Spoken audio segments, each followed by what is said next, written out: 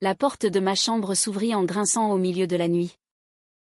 Et ma demi-sœur, Élise, entra sans frapper, son visage pâle illuminé par la lune filtrant à travers les volets. Elle s'assit au bord de mon lit, tremblante, et murmura d'une voix brisée qu'elle m'aimait. Pas comme une sœur, mais comme une femme aime une autre femme. Cette confession, lâchée dans l'obscurité de notre maison familiale à Paris, déclencha une tempête qui allait déchirer nos vies, nos liens et nos certitudes. Je me redressai brusquement, le cœur battant à tout rompre.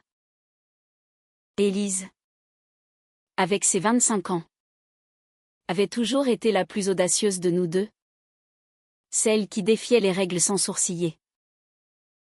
Moi, Camille, à 23 ans, j'étais l'étudiante sérieuse en littérature à la Sorbonne, celle qui préférait les livres aux aventures risquées. Mais cette nuit-là, ces mots me transpercèrent comme un couteau. Camille, je ne peux plus le cacher. Chaque fois que je te vois, c'est comme si le monde s'arrêtait. Ses yeux, d'un bleu profond, brillaient de larmes contenues. Je ne sus quoi répondre. Mon esprit embrouillé par le choc et une étrange chaleur qui montait en moi. Le lendemain matin, la maison bourdonnait de la routine habituelle. Notre père, un avocat renommé dans le quartier de Saint-Germain-des-Prés, préparait le petit déjeuner avec sa nouvelle épouse, la mère d'Élise. Il s'était marié il y a 5 ans, fusionnant nos deux familles brisées par des divorces amers. Élise et moi avions appris à cohabiter, à partager des rires et des secrets. Mais jamais je n'avais soupçonné cela. À table, elle évitait mon regard, feignant une migraine pour justifier son silence. Moi, je mâchais mécaniquement mon croissant, l'esprit ailleurs. Comment pouvait-elle dire ça? Était-ce une blague cruelle? Ou pire? La vérité? L'après-midi, je me réfugiais dans un café du Marais, mon quartier préféré pour réfléchir. Les rues pavées grouillaient de touristes et de Parisiens pressés. Mais je ne voyais rien. Mes pensées tourbillonnaient autour d'Élise, ses sourires complices, ses câlins un peu trop longs, ses regards insistants que j'avais pris pour de l'affection sororale. Était-ce de l'amour? Et moi? Qu'est-ce que je ressentais? J'avais eu des petits amis, des flirts sans conséquence, mais rien qui m'avait ébranlé comme ça. La société française, si progressiste en apparence, cachait encore des poches de conservatisme, surtout dans les familles comme la nôtre, où l'image comptait plus que tout. De retour à la maison, Élise m'attendait dans le salon. On doit en parler, dit-elle d'un ton ferme, fermant la porte derrière elle. Ses cheveux noirs courts encadraient son visage déterminé, et sa silhouette athlétique, forgée par des années de danse, semblait prête au combat. Je sais que c'est fou, mais c'est réel pour moi. Depuis des mois, je lutte contre ça. Je m'assis, les mains tremblantes. Élise, on est demi-sœurs. Papa et ta mère. Qu'est-ce qu'il dirait? Elle rit amèrement. Il dirait que c'est contre nature? Que c'est une phase. Mais l'amour n'a pas de règles. Camille. Ces mots résonnaient, mais ils me terrifiaient. Accepter cela signifierait défier tout, la famille, les amis, la normalité. La soirée s'étira en une discussion interminable, pleine de larmes et de silence pesant. Élise raconta comment elle avait réalisé ses sentiments lors d'un voyage ensemble à la Côte d'Azur l'été dernier. Tu étais là. En bikini. Riant aux éclats. Et j'ai su que c'était plus que de l'admiration. Je rougis. Me rappelant ces moments innocents. Mais maintenant, il prenait une teinte interdite. Et si c'est une erreur, demandai-je. Et si on ruine tout? Elle prit ma main. Sa peau chaude contre la mienne. Peut-être. Mais ignorer ça me tue à petit feu. Cette nuit-là, je ne dormis pas. Hantée par l'idée que ma vie venait de basculer. Les jours suivants furent un tourbillon d'émotions contradictoires. À l'université, je me concentrais difficilement sur mes cours de Proust et de Sartre. Mes notes en pâtissaient. Élise, qui travaillait comme graphiste freelance, passait plus de temps dehors, évitant les confrontations familiales. Notre père remarqua la tension. Qu'est-ce qui se passe entre vous deux? Vous vous évitez comme la peste. Nous niâmes, prétextant des disputes banales. Mais intérieurement, je bouillonnais. Était-ce moral? L'inceste, même sans lien de sang, était tabou. Et l'homosexualité, bien que légale en France depuis des décennies, provoquait encore des jugements dans certains cercles. Un soir, lors d'un dîner familial, la pression monta d'un cran. La mère d'Élise, une femme élégante et traditionnaliste, lança le sujet du mariage. Élise, à ton âge, il serait temps de penser à te poser. Regarde Camille. Elle sort avec ce gentil garçon de sa fac. Je faillis m'étouffer. Élise serra les dents, son regard croisant le mien. Maman, je ne suis pas pressée. Et Camille non plus? J'en suis sûre. L'atmosphère se chargea d'électricité. Plus tard, seule avec elle, je murmurai, c'est insupportable. Elle hocha la tête. On doit décider, soit on affronte, soit on enterre ça. Mais enterrer quoi? Une étincelle qui, contre toute attente, commençait à m'embraser moi aussi? La semaine s'écoula dans une tension palpable. J'appelai ma meilleure amie, Sophie, pour un conseil voilé.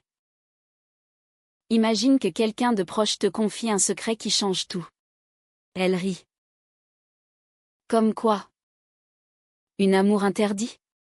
Son ton léger me blessa, soulignant la gravité de la situation.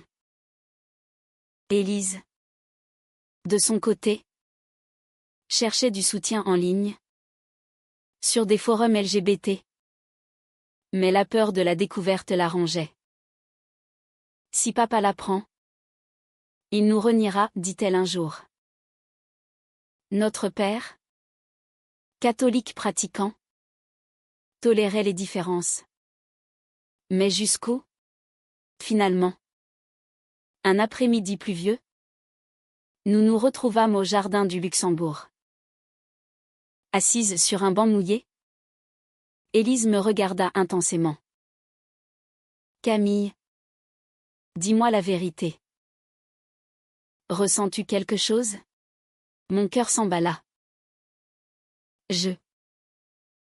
Je ne sais pas. C'est confus. Mais au fond, je le savais, ses yeux, sa voix. Tout en elle m'attirait irrésistiblement. Ce fut le début d'une chute libre, où chaque regard volé, chaque toucher accidentel, alimentait le feu. Pourtant, le prix à payer s'annonçait exorbitant. Les semaines suivantes transformèrent notre maison en un champ de mines émotionnelles. Élise et moi naviguions entre des moments volés de tendresse et des crises de doute paralysantes. Un soir, alors que nos parents étaient sortis au théâtre, elle m'embrassa pour la première fois dans la cuisine. Un baiser doux et désespéré qui me laissa sans souffle. C'est mal. Mais ça semble si juste, murmura-t-elle contre mes lèvres. Je reculai. Paniqué. Et si on nous voit? Mais le mal était fait, j'étais accro à cette sensation interdite. À l'extérieur, la vie parisienne continuait son rythme effréné. Élise accepta un projet de design pour une agence dans le 11e arrondissement, ce qui l'occupait des journées entières. Moi, je séchais des cours pour ruminer dans des cafés, écrivant dans mon journal des pensées confuses sur l'identité, l'amour et la morale. Suis-je lesbienne? Ou est-ce juste elle, me demandais-je. Les médias français parlaient souvent de droits LGBT, avec des défilés de la Pride et des lois progressistes. Mais dans notre bulle familiale, c'était une autre histoire. La pression familiale s'intensifia lors d'un week-end à la campagne, dans la maison de famille en Normandie. Notre père organisa un barbecue avec des oncles et tantes conservateurs. Les jeunes d'aujourd'hui, avec leurs idées folles, lança un oncle en riant, commentant un article sur le mariage gay. Élise blêmit. Et je sentis sa main serrer la mienne sous la table. Plus tard, seule dans la chambre d'amis, elle explosa, je ne peux plus supporter ces hypocrisies. Je la serrai dans mes bras. Notre étreinte chargée d'une intimité nouvelle. On doit être prudente, chuchotai-je. Mais la prudence avait ses limites. De retour à Paris, un incident faillit tout révéler. La mère d'Élise trouva un message ambigu sur son téléphone. « Je t'aime plus que tout. » Camille. Elle confronta Élise, pensant à une amitié toxique. C'est qui? Cette Camille? Attends. Notre Camille? Élise improvisa, prétextant un surnom pour une amie. Mais le doute était semé. Ce soir-là, nous nous disputâmes violemment. C'est trop risqué. On arrête, criai-je.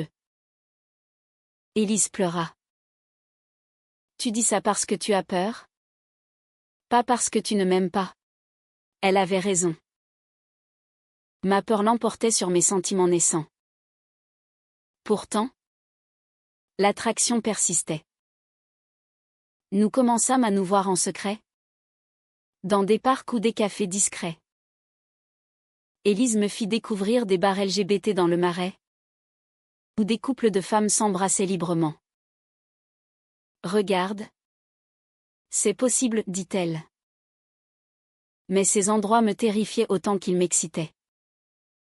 Et notre famille, rétorquai-je. Ils s'adapteront.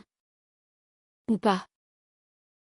L'important, c'est nous. Ces mots étaient convaincants. Mais les doutes me rongeaient. Était-ce égoïste?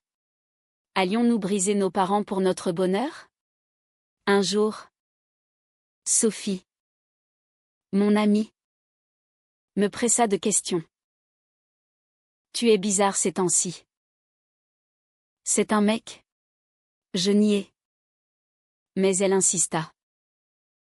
Finalement, je craquai partiellement, c'est compliqué. Avec quelqu'un d'interdit. Elle écarquilla les yeux. Interdit comment? Inceste? Je pâlis. Non. Pas comme ça. Mais ces mots plantèrent une graine de culpabilité plus profonde.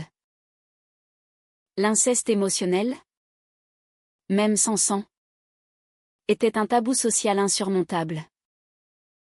Élise, sentant ma distance, devint plus possessive. Elle appelait constamment. Vérifiez mes sorties. Je t'aime tellement que ça me fait mal, avoua-t-elle. Cette intensité m'effrayait. Un soir, lors d'une fête chez des amis, je flirtais innocemment avec un garçon pour me prouver que j'étais normale. Élise le vit et partit en furie. Le lendemain. Confrontation, tu me trahis déjà, hurla-t-elle. Ce n'était rien, répliquai-je. Mais au fond, c'était une trahison. Une tentative de fuir la réalité. La crise culmina lors d'une dispute familiale. Notre père annonça une promotion. Et la joie tourna au vinaigre quand la mère d'Élise accusa Élise d'être distante. Tu caches quelque chose. Élise explosa, et si j'étais gaie? Ça te poserait un problème? Le silence tomba comme une guillotine. Notre père fronça les sourcils. Élise. Ne dis pas de bêtises. Elle quitta la table en larmes. Moi. Je restai figée. Le cœur brisé. Ce soir-là. Elle m'appela, j'ai failli tout dire. Ne fais pas ça, suppliai-je. Mais le mur craquelait. Les jours suivants furent un enfer. Élise envisagea de partir. De déménager. Peut-être que la distance nous aidera. Mais l'idée me terrifiait. J'admis enfin, je t'aime aussi. Élise. Mais comment on fait? Nous passâmes la nuit à planifier. À rêver d'une vie ensemble.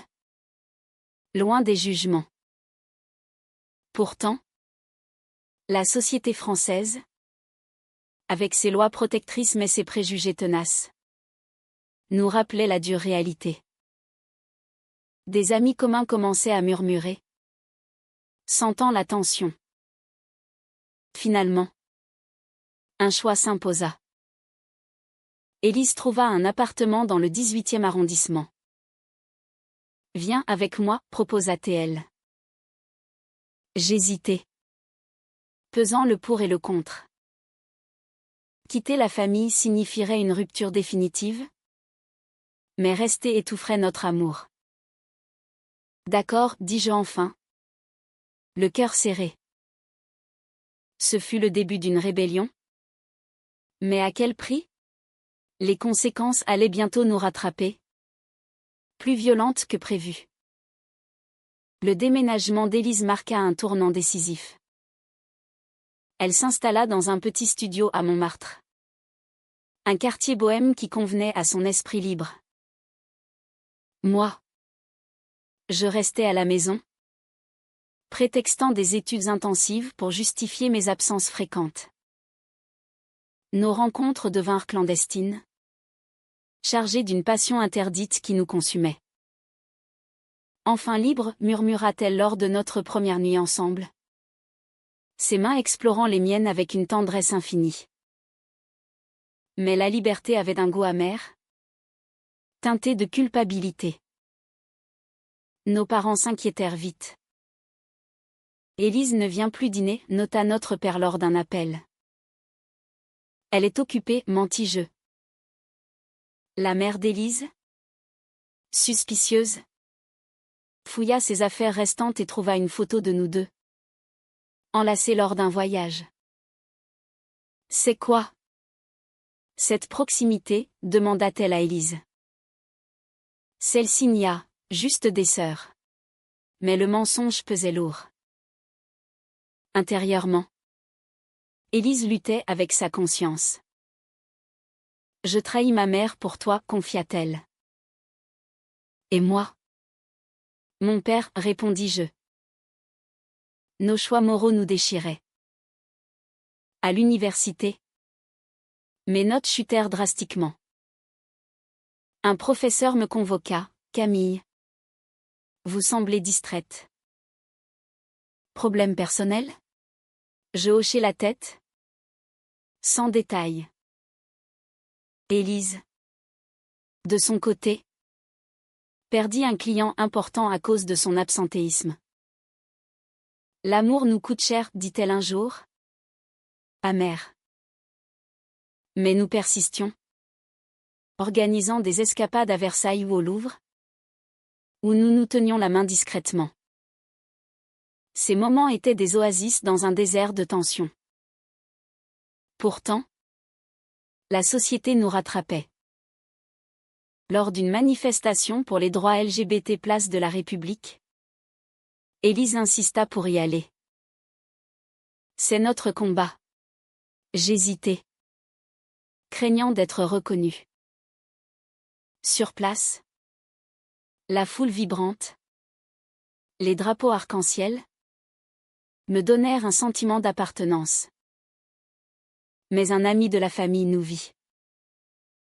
Le lendemain, rumeur, Élise est lesbienne? Notre père appela. Furieux. C'est vrai? Élise admit partiellement, oui. Je suis gay. Le choc fut immense. Et Camille, ajouta-t-il. Elle mentit, elle me soutient. Mais la vérité suintait. La confrontation familiale eut lieu un dimanche pluvieux. Réunis dans le salon. Notre père tonna, Élise. C'est une phase? On peut t'aider. Sa mère pleura, pense à ton avenir. Aux enfants. Élise explosa, l'amour n'est pas une maladie. Moi. Je restais muette. Trahissant Élise par mon silence. Plus tard. Elle me reprocha, tu m'as laissée seule. J'avais peur, avouai-je. Cette dispute creusa un fossé. Élise commença à douter, peut-être que c'est une erreur. Pour apaiser les tensions, je proposai une pause. Donnons-nous du temps. Élise refusa, c'est fuir. Mais la pression montait. Des oncles cessèrent de nous inviter. Des amis distants. La société française, tolérante en surface, révélait ses fissures. Un article dans Le Monde sur les familles divisées par l'homosexualité nous frappa. C'est nous, murmura Élise. Nous décidâmes d'affronter, annoncer notre relation. Mais comment? Le risque de rejet total était énorme. Un soir, Sophie me confronta directement. C'est Élise. Votre lien est plus que sororal. Je niai. Mais elle insista, je t'ai vu avec elle. Main dans la main. Trahi par une amie. Je paniquai. Élise, apprenant ça, devint paranoïaque. Tout le monde sait. Nous nous disputâmes violemment. Des mots durs fusèrent, tu es faible. Tu es imprudente. La réconciliation fut passionnée. Mais fragile. La crise suivante vint de l'intérieur. Élise reçut une offre d'emploi à Lyon. Loin de Paris. C'est une opportunité, dit-elle. Ou une fuite, rétorquai-je. Elle hésita, peut-être les deux. Cette perspective me terrifia. Perdre Élise signifierait perdre une partie de moi. Ne pars pas, suppliai-je. Elle pleura, mais la famille nous étouffe. Nous pesâmes les options, rester et lutter. Ou partir et reconstruire. Le choix moral était cornélien, loyauté familiale versus amour personnel. Finalement, Élise refusa l'offre. Choisissons-nous. Mais le prix fut élevé, sa mère la coupa financièrement. Tu me déçois, dit-elle. Élise s'effondra. Tout ça pourquoi? Je la consolai, pour nous. Pourtant, mes doutes grandissaient. Étais-je prête à tout sacrifier? Un appel anonyme d'un parent éloigné, condamnant notre perversion, nous blessa profondément. La société, avec ses normes, nous écrasait. Le point de non-retour approchait. Lors d'une soirée arrosée, Élise confia à un ami commun notre secret. Le lendemain, tout explosait, appel furieux, message haineux. Notre père convoqua une réunion d'urgence. Dites-moi la vérité. Élise. Les yeux rougis. Avoua, Camille et moi nous aimons. Le silence fut assourdissant, suivi d'un hurlement de la mère, c'est incestueux. Notre père blême. Murmura, sortez. Ce fut la trahison ultime. Le prix de notre amour. Exilés de la maison familiale, Élise et moi nous réfugiâmes dans son studio à Montmartre. L'atmosphère était lourde de chagrin et de colère. Ils nous ont reniés, sanglota Élise. Serrés contre moi. Pour eux, c'est contre Dieu et la nature. Moi, je fixais le mur. Anéanti. Notre père, cet homme que j'admirais, nous avait tourné le dos. Sa dernière phrase résonnait, vous avez choisi. Assumez. Le prix de notre amour, l'isolement total. Les premiers jours furent un chaos émotionnel. Élise chercha du travail frénétiquement, tandis que je reprenais mes études à distance, évitant la Sorbonne. Nos amis se divisaient, certains soutenaient. Comme Sophie qui s'excusa, je ne voulais pas ça. D'autres disparurent, jugeant notre relation anormale. La société française, avec ses lois sur le Pacs et le mariage pour tous, offrait une protection légale, mais pas émotionnelle. Des forums en ligne regorgeaient d'histoires similaires, familles brisées, cœurs meurtris. Élise plongea dans une dépression. Était-ce la bonne décision, se questionnait-elle. Je la rassurais. Mais mes propres doutes m'assaillaient. Avions-nous été égoïstes? Le tabou de l'inceste émotionnel, amplifié par notre lien familial, nous poursuivait. Un thérapeute que nous consultâmes en secret diagnostiqua un stress post-traumatique. Vos choix sont valides. Mais les conséquences sont réelles.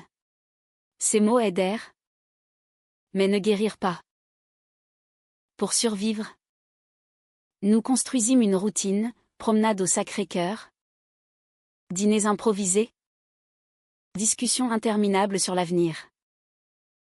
Un jour, ils comprendront, espérait Élise. Mais les appels restaient sans réponse. La mère d'Élise envoya un message, reviens. Sans elle. Élise refusa. Choisissant moi. Cette loyauté me toucha, mais augmenta la culpabilité. Je t'écoutais ta famille, murmurai-je. Non. Ils se sont coûtés nous, répondit-elle. Un événement inattendu accéléra les choses. Notre père eut un accident mineur. Une chute dans les escaliers. Hospitalisé. Il appela Élise. Viens me voir. Elle hésita. Mais y alla seule. À son retour, larmes aux yeux, il veut nous pardonner. Mais à condition qu'on arrête. Le chantage moral nous frappa. C'est cruel, dis-je. Élise hocha la tête, mais c'est notre père. Ce dilemme nous déchira, amour versus filiation. Nous débattîmes des nuits entières. Si on cède, on se perd, arguai-je. Si on refuse, on le perd lui, répliqua Élise. La tension culmina en une dispute explosive. Tu regrettes, hurla-t-elle. Parfois. Oui, avouai-je. Blessée. Elle partit claquer la porte. Seule, Je réalisais l'ampleur du dommage, notre relation, née d'une confession, risquait de mourir sous le poids des sacrifices. Élise revint le lendemain, apaisée. On affronte ensemble. Nous visitâmes notre père à l'hôpital. L'atmosphère était tendue. Je ne comprends pas, dit-il. Mais je vous aime. Sa mère, absente, refusait tout contact. Ce fut un pas timide vers la réconciliation, mais fragile. De retour, Élise murmura, peut-être qu'il y a de l'espoir. Pourtant, les cicatrices restaient. La société continuait à nous tester. Un article local mentionna notre histoire anonymement, déclenchant des débats en ligne. Amour interdit ou liberté, titraient les forums. Nous lûmes les commentaires. Mélange de soutien et de haine. C'est inspirant, disaient certains. Dégueulasse, répondaient d'autres. Cette exposition nous força à nous définir, étions-nous des rebelles ou des victimes? Pour avancer, Élise proposa un voyage à la Provence. Loin de Paris. Là-bas, dans les champs de lavande, nous renouâmes. Malgré tout, je ne regrette pas, dit-elle. Moi, je hochai la tête, sentant une force nouvelle. Mais au retour, mauvaise nouvelle, la mère d'Élise intentait une procédure pour aliénation affective, accusant moi d'avoir manipulé Élise. Le choc fut immense. C'est de la vengeance, ragea Élise. Nous engageâmes un avocat, plongeant dans un tourbillon judiciaire. Les audiences furent épuisantes, révélant des secrets familiaux, divorce amer, rancunes enfouies. Le juge, progressiste, questionna, l'amour consensuel est-il un crime? Mais les arguments moraux pesèrent. Élise témoigna. Voix tremblante, c'est mon choix. Moi. Je restais en retrait, terrifiée. Le verdict approchait, menaçant de nous séparer définitivement. Ce fut le climax de notre épreuve, où chaque décision passée nous rattrapait. Le tribunal rendit son verdict, pas d'aliénation prouvée, mais une recommandation de thérapie familiale. Soulagés, Élise et moi rentrâmes, épuisés mais unis. On a gagné, murmura-t-elle. Pourtant, la victoire avait un goût de cendre. Notre père, affaibli par son accident, accepta une rencontre. Je veux comprendre, dit-il. Sa mère, réticente, vint aussi. La discussion fut douloureuse, larmes, accusations, regrets. Vous avez brisé la famille, lança-t-elle. Élise répliqua, non. Les préjugés l'ont brisé. Peu à peu, un dialogue s'installa. Les mois suivants furent une reconstruction lente. Nous déménageâmes ensemble dans un appartement plus grand à Belleville. Un quartier multiculturel tolérant. Élise reprit son travail avec vigueur. Et moi? Je terminai mes études, obtenant mon diplôme avec mention. Nos amis fidèles nous soutinrent, organisant des dîners où notre couple était célébré. La société évoluait, des lois renforçaient les droits LGBT. Et des séries comme Call My Agent normalisaient les relations queer. Mais les blessures intimes persistaient. Élise luttait avec des crises d'angoisse, revivant les rejets. Était-ce juste, se demandait-elle. Je la rassurais, nos choix nous ont menés ici. Pourtant, Je questionnais moi aussi, avions-nous payé trop cher? Un oncle réconcilié nous invita à Noël. Un geste symbolique. Là. Des regards curieux. Mais pas hostiles. Peut-être que le temps guérit, espérais-je. Un tournant vint quand notre père s'excusa formellement. J'ai eu tort de juger. Sa mère, plus lentement, adoucit son attitude.